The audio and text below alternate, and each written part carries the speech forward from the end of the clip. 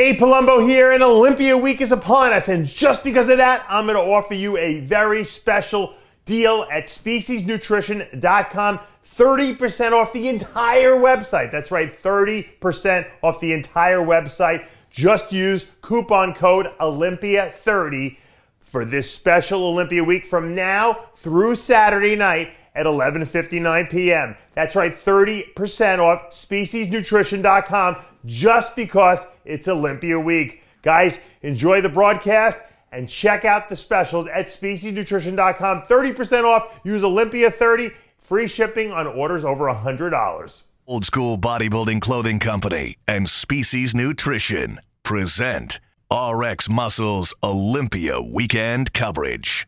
For those that lose their mind if they haven't eaten any protein in 3.5 hours, OSBBC.com for the hardest training athletes. In a year like no other, a chapter of world history like no other, Olympia weekend, against all odds, is finally here. And for at least 1 year, it's goodbye Las Vegas and hello Orlando. An event that's usually held in September, this time a week before Christmas.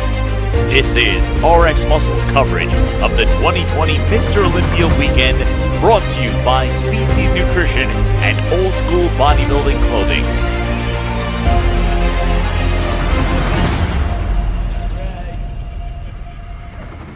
Hi everyone, Siddique Farooqi for RXMuscle.com, welcoming you to our coverage of the 2020 Mr. Olympia weekend. So glad you can join us.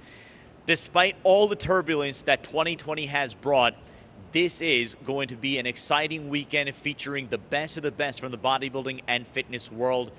This is, has always been, and will always be the Super Bowl of the bodybuilding and fitness world. Well, for starters, this will mark the first time since 1998 that the Mr. Olympia weekend will not be held in Las Vegas, as we are, as you can tell from behind, the Ferris wheel at Icon Park. We are in Orlando. We tried to go to Universal Studios, but by the time we got here, it was closed. Nonetheless, we have a lot to look forward to this weekend on the stage. The highlight: 3 Mr. Olympia title winners will be competing on stage this weekend. This weekend will mark the return of 7-time Mr. Olympia Phil Heath. Phil Heath, for the first time in 2 years, will be competing ever since relinquishing his Mr. Olympia crown to Sean Roden. Standing in his way, the defending, reigning Mr. Olympia title holder, Brandon Curry. So much has been made over the last couple of weeks as far as the comparison between Curry and Phil Heath, shot by shot. Whether or not, if Brandon Curry brings his best, well, he could stand in with Phil Heath. Whether or not Phil Heath, coming back after 2 years, could stand in with Brandon Curry. So a lot of anticipation. We're going to see that battle go down this weekend. Also returning to the Olympia stage, Big Ramy. Now, we saw Big Ramy on stage at the Arnold Classic about 8 months ago, prior to the pandemic taking hold and the world being turned upside down. Big Ramy finishing 3rd at the Arnold Classic. He would not qualify for the Olympia. He was supposed to compete at the Europa Pro, then coming down with a case of COVID. Ramy gaining a special invitation to compete at this Olympia, which of course brought about its own debate from both sides of the aisle. The other fresh debate for Big Ramy, again, is whether or not he will finally bring it this time at the Olympia. Whether or not Big Ramy will finally nail that look that so many fans, pundits, have been craving to see for the better part of the last decade. And if he does, whether or not this could be the year that Big Ramy is hoisting the Sandow. Well, we talked about the Arnold Classic. How about the man who won that Arnold Classic? How about the man who's won 2 of the last 3 Arnold Classics, finished 2nd at last year's Olympia, yet seemingly gets the least amount of hype coming into this Olympia, and of course that is the conqueror, William Bonac. William Bonac, as consistent as it gets, really ever since 2016, has become a staple in that elite class of the Olympia lineup. Well, we talked about Curry, we talked about Heath. How about the 3rd Mr. Olympia winning title holder on stage, and that's going to be Dexter Jackson. The legendary Dexter Jackson, the winningest bodybuilder of all time with 29 wins, of course, 2008 Mr. Olympia winner. While he is going to look to win number 30 here this weekend in what is going to be his final Olympia before he calls it a career. And what better way to earn his second Olympia win at 12 years after hoisting the standout in 2008. Well, a couple of notable absences. Ruli Winkler last week was quarantining in Istanbul, Turkey, tested positive for COVID, so he unfortunately was not able to make it. Ruli really becoming a staple of that top call-out in the bodybuilding, in the Olympia rather, 2 years ago, finishing in third place at the Olympia. The other notable absence, Flex Lewis. The 212 legend was set to make his Olympia debut, then having to withdraw due to injury. However, where there is absence, there's also opportunity. We look at that top six, that coveted top six, and we look at some of the names that could possibly find their way into the top six for the first time. And one of those names, Hunter Labrada. Making his Olympia debut, the son of the legendary Lee Labrada has so many top analysts, including four-time Mr. Olympia Jay Cutler, saying that they wouldn't be surprised if we see Hunter Labrada earning himself a top six place in this, his first Olympia. Then you have someone like Ian Valliere, who Dave Palumbo has been talking about for the last couple of weeks, as bringing that, quote, Olympia-sized physique, and how not many on that stage are going to be able to outsize him. And that Dave says, watch out, Ian Valliere, before you know it, could be in that top six. Max Charles, who dazzled at the Arnold Classic earlier this year with that level of conditioning, another name to look out for. Antoine Vaillant, another one that Dave Palumbo's been on big time over the last couple of weeks, another name to look out for as part of that dark horse class that could end up in the top six. 212 division, Kamal El Garni at the age of 48 winning the vacated 212 Olympia title last year. Now he has a much tougher task. He's been staying with Flex Lewis, John De La Rosa, training at the Dragon's Lair, but he's going to have to go up against a young and hungry core led by perennial powerhouse Derek Lunsford, who's been seen by many as to be the future of the 212 division. Then you look at Sean Clarita. Talk about consistency.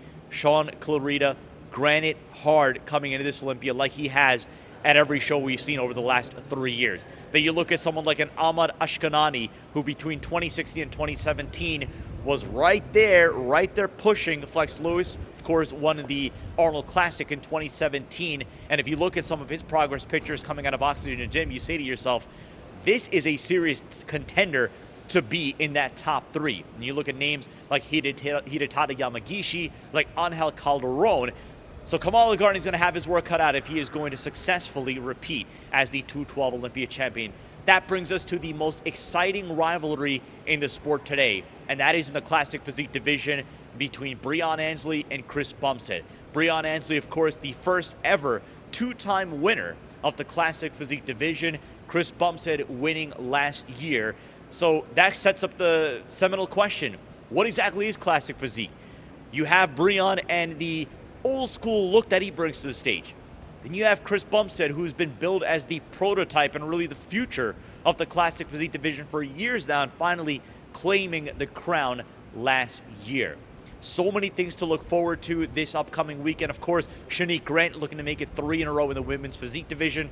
Can anyone stop her? Can Sarah Villegas or Natalia Coelho spoil that party that Shanique Grant has had over the last couple of years? And really, it could be a dominant run to the next 10 years for Shanique Grant in the women's physique division. The return of women's bodybuilding. For the first time since 2014, we're going to see the likes of Iris Kyle, 10-time, the greatest of all time, competing on stage. Hella Trevino, Andrea Shaw, who just won at the Rising Phoenix World Championship. The return of the fitness legend, Oksana Gershina, 4-time Miss Fitness Olympia, is going to make her return to the Olympia stage. But if she's going to win her 5th, she's going to have to dethrone 2-time Miss Fitness Olympia, Whitney Jones. So much to talk about, so much to look forward to. Earlier tonight, we got a chance to catch up with Chris Aceto, get his thoughts on the upcoming Olympia weekend. Here with Chris Aceto. And Chris, usually we would start with the biggest headlines from the open class, from the 212, from the classic physique, but obviously we are here, we're both wearing masks. You walk around right now the Hyatt Regency, seemingly everybody there is wearing masks as well. That is the big subplot to this Olympia, the fact that we are here in Orlando, not in Las Vegas like it's been since 1998. A big shift that obviously was announced a month ago and seemingly fitting for the year that it's been. Yeah, I mean, it's a crazy year. Thanks to Jake Wood, you know, what we're here having in Olympia, close to Christmas, the end of December. I'm sure at some parts of the year, a lot of people, myself included, thought that this show may not go off. And, you know, with regards to masks, I know an athlete who was in the amateur show, and I think he may have COVID. So somebody I was helping is at the hospital now. So masks are like, you know, if you weren't committed to wearing a mask, it's, you know, coming into the weekend or the week, someone you know who's now at the hospital is a good indicator that maybe you should keep a mask on. But it's going back a few months ago, we talk about the season that it's been, and obviously all the cancellations, all the postponements, all the venue shifts, right? When you consider where the Chicago Pro took place, the New York Pro took place, the Tampa Pro took place, and then of course here we are where the Olympia is taking place. It has been a monumental effort, and you touched upon it, but enough cannot be said about the job that Jake Wood, that Dan Solomon have done to make sure that we are in fact having that Super Bowl of the bodybuilding world this year. Yeah, you know, and that's what we're here for. It's a Super Bowl, and there's a lot of storylines. You know, you got Brandon trying to repeat, who's made a lot of improvements this year. You got 7-time Mr. Olympia, who's beaten everyone in this lineup a million times, it seems, right? Phil making a comeback. And you know he's not coming back to kind of like stand on stage and kind of get back to like where I was. I'm sure he's of the mindset that I'm bringing my absolute best. As you know, Brandon's, you know, expecting, I'm sure, to bring his absolute best. And I've seen some pictures of him that someone sent me. I thought he looked fantastic. William Bonac is remarkably dangerous in any show that he does, if he nails it. And it's the if he nails it story, right? if Ramy nails it, you know, he could win the show. He's dangerous. Dexter Jackson. Right. Last show, supposedly. You never know with Dexter. Dexter's last hurrah, and I know a lot of people here are here specifically to see him. You know, of course, Jay's here. I saw Flex Wheeler in the lobby. He's here to, you know, say goodbye to Dexter. And Dexter's, you know, he's dangerous. You know, there's a lot of versions of Dexter that can show up. And if he, you know, every time somebody's counted out Dexter Jackson, he's proved me, Dave, bodybuilding fans that he can still hang, you know, and beat people at the highest level. So he's always there. He's always there, and his specialty in his whole career is to exploit other physiques. Yes. When they are a little off, and I said, you know, if so-and-so's on, inevitably they're not all always on. And I think in the whole history of watching Dexter Jackson, I think there were 2 shows probably where I thought, gosh, Dexter's not really that hard at this show. And we're talking out of like probably 110 shows. Right, so all the show that he's done. Literally, the chances of him coming in off are almost non-existent. And then you look at, let's examine that top tier matchup that so many are looking forward to, and that is the defending Mr. Olympia champion Brandon Curry and Phil Heath returning. And then when you look at the showdown that has been, you know, Phil Heath posted a picture on his Instagram story. He was throwing some shade. He was having some fun with it. He deleted it about an hour later. But you started to sense that rivalry was starting to develop. You look at Phil Heath, and there have been many that said that if he wins this year, that could be a prelude to number 9, to number 10, which, you know, should that happen, would arguably cement his legacy as the greatest ever. But you look at that. Let's talk about that matchup right there, Chris. The last time they competed against one another was in 2018.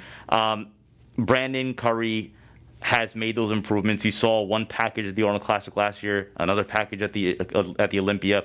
Should he be able to combine sort of that fullness that he brought to the Olympia last year, that conditioning that he brought to the Arnold Classic the 4 months before that?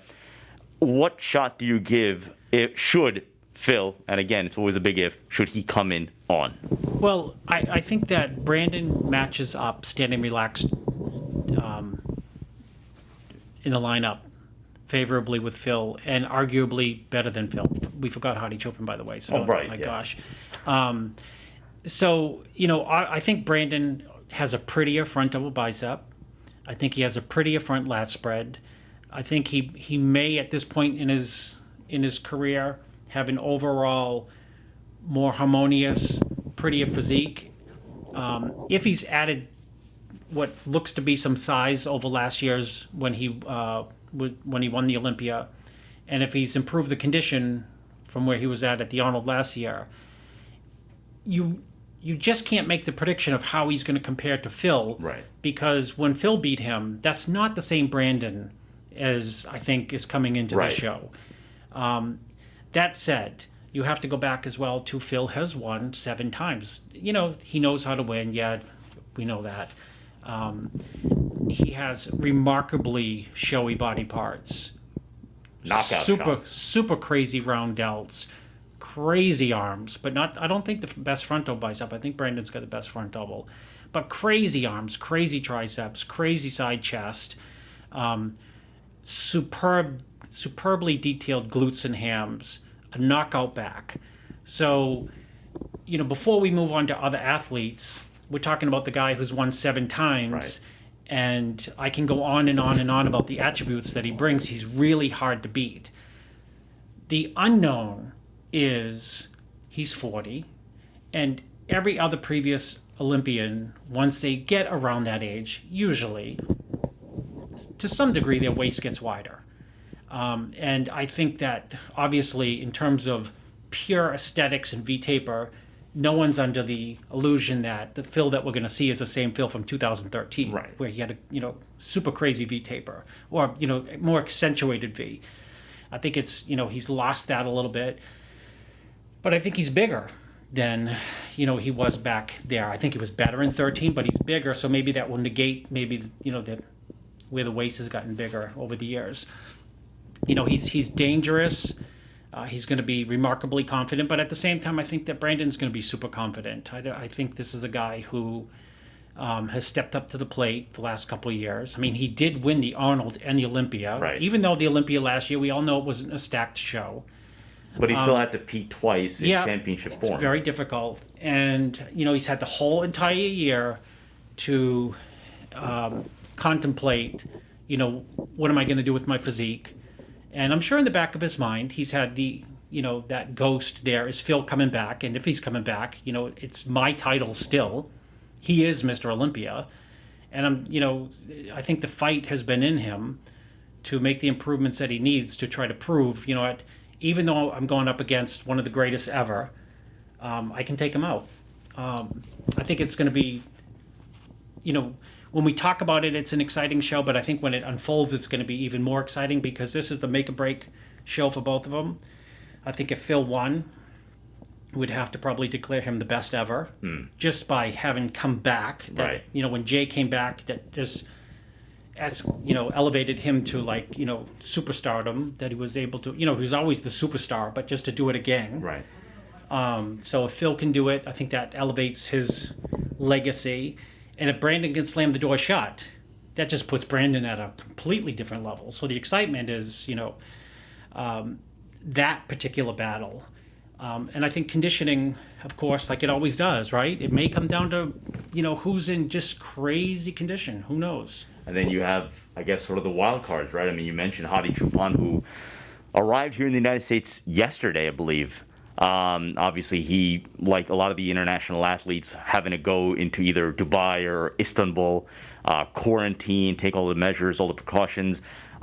2 weeks, I believe, they have to stay there, then test negative in order to make it here. So obviously, many of them, working against some obstacles. But Hadi Choopan arriving here last year and really making a statement in his Olympia debut, and really a statement to a first time that many who may not have seen him at the Vancouver Pro or during his 212 career, that was the first chance to see him. And there were many, including Milos Sarcev, who thought that he won the show last year. What do you expect to see out of Hadi now? Again, when you add in a Phil Heath, you add in a Big Brahmi, and sort of those variables that now are, came in third last year, but he's going to have a tougher challenge coming around this year. I think the only knock against him last year is that the back double is I wouldn't say it's weak,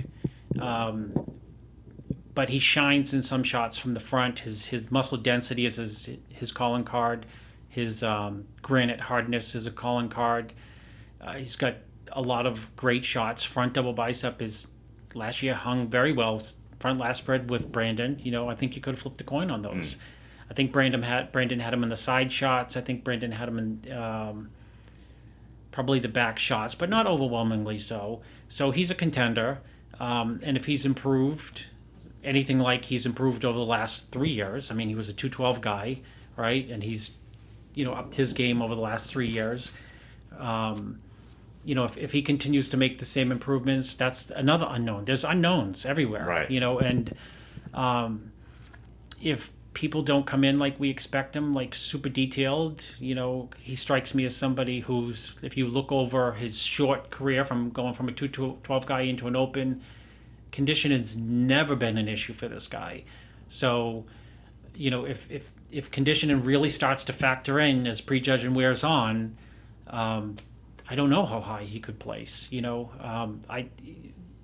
know. And he'll be, the fans love him. I mean, the fans love all these guys. Of course, yeah, but I don't know where he'll end up placing. I think he's like an odd dark horse where people really respect. Right.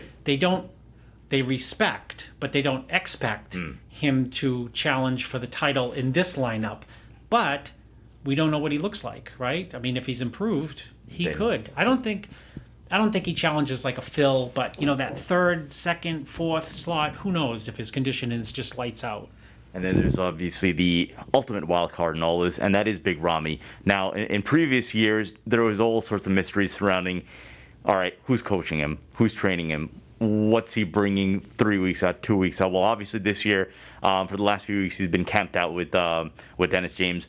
So there's been a little bit more, okay, we've gotten to see the process a little bit more. Maybe not so much as far as physique updates necessarily, but we're getting to see Ramy a little bit more this time. So maybe that cloud of mystery is a little bit off him. But nonetheless, here we are again, Chris, where we are talking about the game of expectations with Big Ramy. And will he finally bring it? Will he finally nail it? Will he finally put it together and deliver that package that I guess we've been waiting for really since 2013? What, in terms of any indications that we have received so far, what do you expect to see out of Ramy? Forget about placing, just in terms of the kind of package you think he will finally deliver this time around. Well, I've heard from Flex Wheeler said he looks fantastic. So, when a legend, there's only a small handful of legends of bodybuilding. When someone like that tells you, hey, I saw pictures of Ramy, he looks fantastic. So, he's got Chad Nichols in his corner, who delivered 8 straight or 7 straight or whatever wins with Ronnie, and then he's got DJ back coming full circle with DJ working with him on training or whatever the last 3 weeks. The wild card with Ramy is that his physique is like a stock. You can look at a stock at opens up at 9:30 in the morning. It's at $50, and then it goes to 55, and then 45, all in the same day. And I think that's people who have worked with him, myself included, over the years, have discovered that. They think that Ramy is crazy full and then he's flat, or he's crazy dry and then he's holding water. And that might just be because you're working with an anomaly, somebody who's the biggest guy, right, to really ever step on the stage. So there might be more factors to deal with than someone who's 189 212 guy. But obviously he has all the tools. Everyone in the world knows he has all the tools to win it. It's just a matter of I think timing, and sometimes nerves. That's been said over and over. Right. Maybe it's nerves, because all indications was that he was lights out going into the Arnold, and then prejudging started, and it didn't all fall apart, but it wasn't like he was just a day before. Right. So a lot can happen for anyone in the Olympia, between nerves, between carb up processes, dehydration, sodium, so many just variables, that anything can change quickly. And it seems like over the years that's been the With him in particular, the swing seemed to be... Yeah, whereas like Phil's consistent. Phil may show up Right. at a prejudge and people say he's a little flat for Phil. Next day, Comes in full. pop, yeah. Or someone might come in. Dexter might be not quite crazy conditioned on prejudging. Next night, just lights out. Right. So there's, there's a lot of factors that come into play, and in Ramy's case, it's usually like flattened out or end up holding water. Let's wrap up the open class as far as, we talk about the top 6 and Bonac. Right, of course. We touched on him as always there. Yeah. Always there and always dangerous and always in position that He was second last year. Right. So it's almost like an insult to bring up his name last. But William Bonac is, when William Bonac is at his absolute best, he can hang with Phil probably as much as anyone in this lineup. Because pound for pound, inch for inch, He's dangerous. He's the densest, squarest, gnarliest guy up there. It's just, I think that last year's William Bonac, although he was second, it wasn't his best. He seemed smaller. Right. He's got to be just blasting full and super dense. And if he's blasting full and super dense, I think he gets through a lot of people in this lineup. Let's get a thought from you on the 212. Obviously, you're working with Kamal El-Garni, the defending 212 champion. You showed me a video clip a little while ago, and just from my perspective, obviously, remarkable improvements from what he showed last year. Really making a strong case to repeat his title. You look at his contenders. Derek Lunsford, obviously, 2 years in a row, he's been, the top 2. Many have billed him to be the future of the 212 division. Then you look at George Peterson, who crossed over from the classic physique division, and you're talking about one of the best backs in all of bodybuilding. Angel Calderon, Ahmad Ashkanani. You have some good traditional names in there. And Sean Clarita, of course, right. We talk about always there, always on. How do you handicap the 212 division and Kamal's chances of repeating for a second time here? Well, I handicap it this way. I think that all the guys you just listed will be at their all-time best, which is interesting because for some reason we never expect that. We always expect people to be off in the open, but the 212, this lineup, you know what to expect. I think we're going to get what we expect, which is guys at their best. I think the advantage that Kamal has running in is simply that he won last year. Right. He's made improvements since last year. He's got the most muscle maturity, which doesn't show up in pictures, but in real life it shows up. He's been training longer than probably Derek and Clarita have been training together, total number of years. So it counts for something. And lastly, he left his family for the last 6 to 8 weeks. I don't know how long he's been. He's been living down in Boca with Flex, training every day with Flex Lewis and John De La Rosa. And I know Flex and John have been pushing him super hard. And, I think that you'll see in his physique that the training, paid off. I think that's, goes back to like when Sean Roden won. I think, the training is what, diet and all that stuff will take you a long way, but then you have to to go to another level, you have to do something different always. In any sport almost. Right, yeah. You have to try something different, and he took the risk of leaving he's got a family with young kids, and he's been down there in Florida or down there in Boca. And I think that will play a big role in what you end up seeing. I think that Derek Lunsford is very dangerous. Sean Clarita. I mean, the names that you just listed, they're extremely dangerous. George Peterson, and I don't think Kamal, by any stretch of the imagination, has come in here thinking, these guys are chumps. He part of his, besides muscle maturity, he has a mental maturity to know that I can't disrespect these guys, and I expect it to be a battle. And then we wrap with arguably the most exciting rivalry in any division in all of bodybuilding, and that is Classic Physique with Chris Bumstead and Breon Ansley. And I remember last year when you and I were doing the prejudging wrap-up, you flat out came out and said that between the two of them and George Peterson, who, again, the three of them were 1, 2, and 3 for 3 years in a row, that they were at their all-time best. And that seems to be the trend now with Classic Physique when you look at the upper crust of the division, and we talk about expecting them to come in at their best. That's exactly what we saw out of them, saw out of the 212. And we have no reason to believe that those two will not be fighting it out. Obviously, Breon Ansley, the first ever two-time winner of the division. Chris Bumstead looking to tie him in that category this time around. How do you see that playing out? And I ask you from the perspective of what we saw last year. It almost seemed as if there was a direction decision made as far as the direction of this division. How do you look at it from that perspective this year? If a direction was made, then a direction has been made. So there's like this ideal, right? Like Corey Everson was the ideal, Linda Murray was the ideal, Dorian Yates was the ideal. Nothing other than bigger could beat that. Right. If that is the case, then obviously Chris Bumstead probably repeats. That said, I've seen pictures of Breonna, and he looks absolutely fantastic. And then, we're in the leakage. In bodybuilding, you do this. Sid, I'll send you a picture, but don't show anyone. And then Sid shows someone. Someone just showed me, before you came over here, pictures of Chris Bumstead. And the guy showed me, said, oh, he looks really good. And I was looking, it was a video, and I said, oh, he doesn't look that good. He had a front lat spread. And I immediately out of my mouth, I said, that's one of the best front lat spreads of all time. So if you have the best front lat spread of all time, that's pretty dangerous. It means you have a phenomenal V-taper. And this classic, V-tapers Right. are superbly important. That puts you in the driver's seat.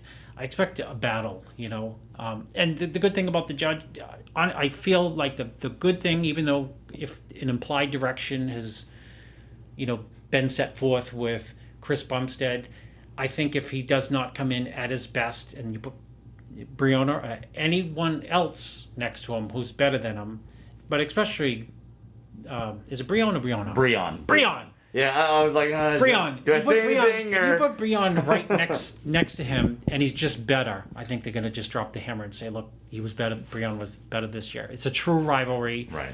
And when you have a true rivalry, I think the judges are just going to let it play out where it plays out. Who's better? The problem with those two guys is they have, right? It's not the problem, but the interesting part is two totally different physiques. Exactly. One short, and there's nothing wrong with that. One tall, one broader, one more muscular, one more detailed. But that's the story of the division. Yes. Everyone, it's the, You have to it's make the- up your mind. Yeah. It's the mutant division, right? It's the X-Men division. Everybody has their own superpower. Yep. Everybody has their own shape, and it just seems as if, again, that's why I asked you the question. As far as, again, we're entering what, year 5 Yes. of the division, Yeah. and I still don't know if there is an established look for classic physique. I don't. It seems like we have a general idea. Right. But anything can go, and you always, there may be someone in this lineup who might look a little bit too muscular, too bodybuilderish, not enough tapered enough, who may end up getting overlooked. And then somebody who's not quite just living off strict V-taper with sweep to the thighs and not really dense, not really hard, but could really move up into the placings, really up high. So it's hard to, you have to see them next to each other, but it's still hard to figure out 100%, who goes where. And last year, my problem was this. I thought the judging was fabulous last year. And I thought, they got perfect 1, 2. I mean, Yeah, I can right. see, 1, 2, 3, 4, 5, 6. After 6, 7 through, 14, I think the guy got 14th, could have been 7th, 7th, Yep. 8th, 14th, 14th, 9th. They were just so close, like a track, like a 100-meter dash where you see the guy who wins, the guy right behind him, then everyone else And then is bunched everybody- up. Yeah. And someone from that group may really, step it up. Or someone who's won one of these shows in the last year, may step it up and land in the top 5. But it's a collective group of incredible physiques, Yeah. for sure. It's an incredible division, and it's only in its 5th year. And I think that the trajectory for classic bodybuilding is straight up. A lot of guys with tremendous physiques who may have gone into bodybuilding Right. say, I like the classic look and I'm going that way. And you're seeing guys with fabulous genetics skipping, quote, open bodybuilding and sticking with classic. And I think that's where the talent pool is going.